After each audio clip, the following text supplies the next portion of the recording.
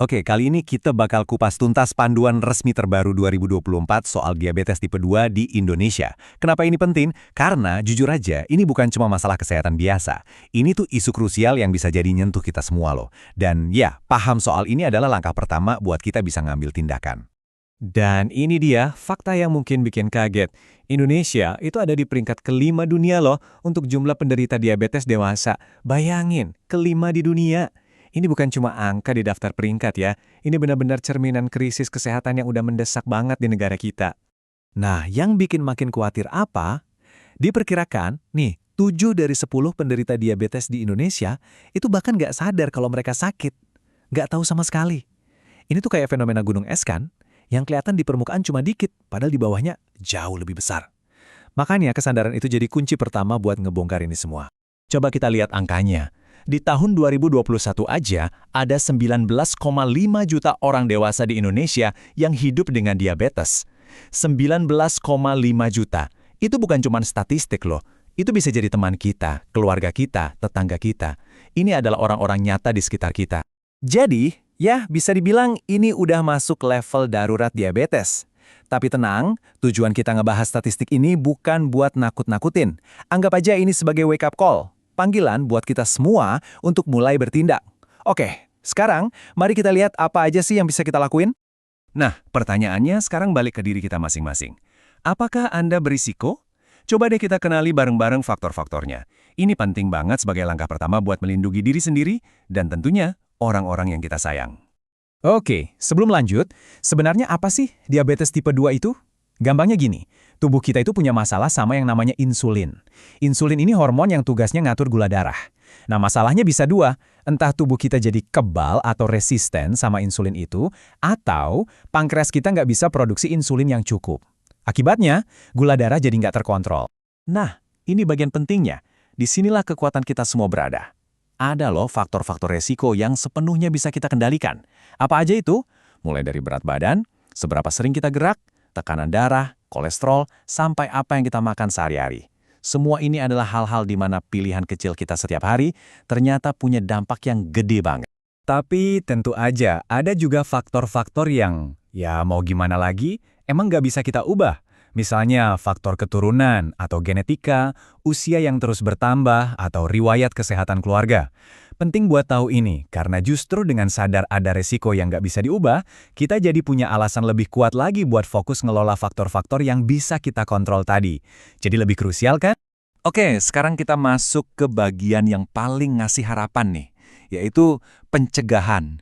Dan ini bukan cuma teori ya, mencegah diabetes itu bukan cuma mungkin, tapi udah terbukti efektif banget, terutama lewat perubahan gaya hidup.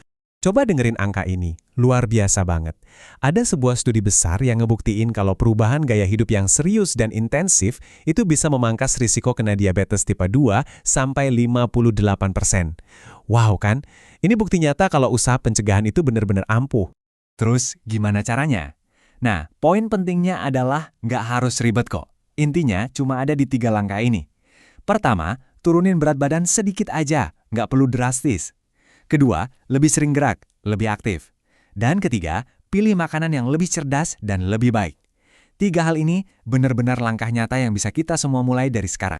Oke, itu tadi kan soal pencegahan. Sekarang, gimana kalau seseorang sudah terdiagnosis?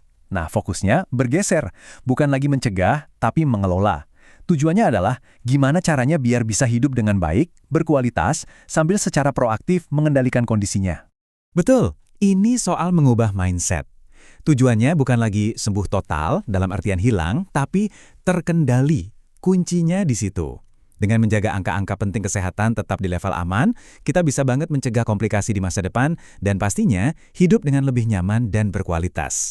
Nah, menurut panduan resmi, kendali yang baik itu ada 3 target utamanya. Pertama, namanya HbA1c. Gampangnya, ini nilai rata-rata gula darah kita selama 3 bulan terakhir. Targetnya harus di bawah 7%. Kedua, tekanan darah harus dijaga. Dan ketiga, kolesterol jahat atau LDL-nya juga harus dikontrol. 3 hal ini ibarat pilar utama dalam pengelolaan diabetes yang bakal terus dipantau bareng dokter. Penting banget buat diingat ya, kalau soal pengobatan, ini nggak ada istilah satu ukuran untuk semua. Nggak bisa disamain.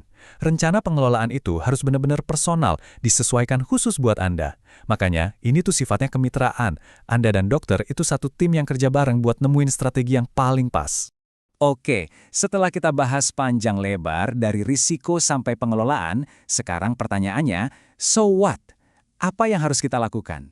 Yuk kita rangkum jadi beberapa langkah selanjutnya yang jelas dan bisa langsung dipraktekin.